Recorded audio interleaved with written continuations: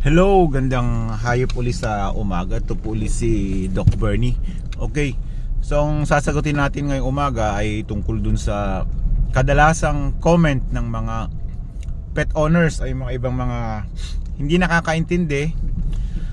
Kasi daw, Doc, bakit pabakunahan pa ng anti-rabies yung pet namin, pero pagka nakakagat naman yung pet namin, pababakunahan pa rin yung nakagat? Okay, ganito kasi yan.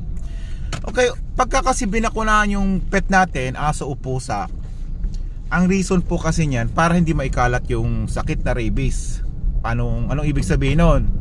Yung aso mo o pusa mo, especially yung mga lalaki, nakakagala o kaya nakawala sa bahay, kapag kasi nakagat yan ng mga aso o pusang may rabies at meron siyang bakuna, hindi siya tatablan. Okay? Ibig sabihin hindi nakakalat yung sakit. So, dun pa lang okay na. Hindi na maililipat sa may-ari nung pusa o aso. So, dun mamamatay yung positive sa rabies, hindi maililipat yung sakit niya doon sa pet owner. Okay? Ngayon, pag walang bakuna yung aso pusa mo, ayun, maililipat. So, doon nagkakaroon ng mga namamatay na mga pet owner sa kagat ng aso o pusa. Okay? Yun ang reason nun.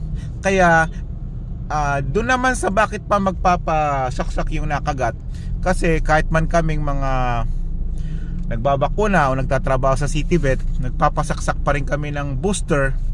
Kahit na nga ba protektado kami, meron kasi kaming tinatawag na pre-exposure na bakuna. Ibig sabihin nun, bago pa kami makagat, may mga bakuna na kami para sa protection, kasi exposed kami sa mga pets. Kapag nag-house to house kaming anti-rabies, malaki ang possibility makagat kami.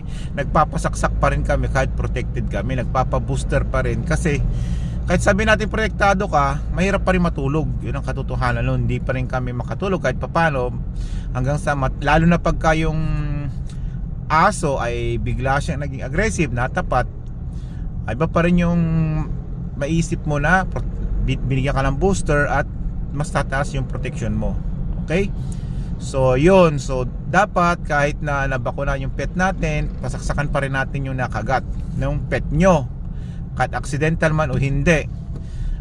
Lalo na pagka hindi nyo kapamilya. Yung iba kasi pagka ang may kasalanan yung tao na kagat ng pet nila, sabihin nila, bakunado yung aso ko, hindi na kita pasasaksakan. Okay, meron tayong batas